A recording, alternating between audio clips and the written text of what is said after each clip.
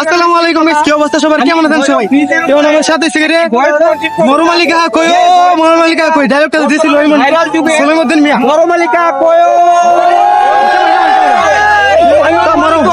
মরুমালিকা আমার সামনে। লাইলো ওকে ভাইজান মরুমালিকা এটা আপনার অনেকদিন ধরে বুঝতেছি কিন্তু পাইতাছি না। ভিডিওটা পেজের মধ্যে আপলোড দিয়ে হইব।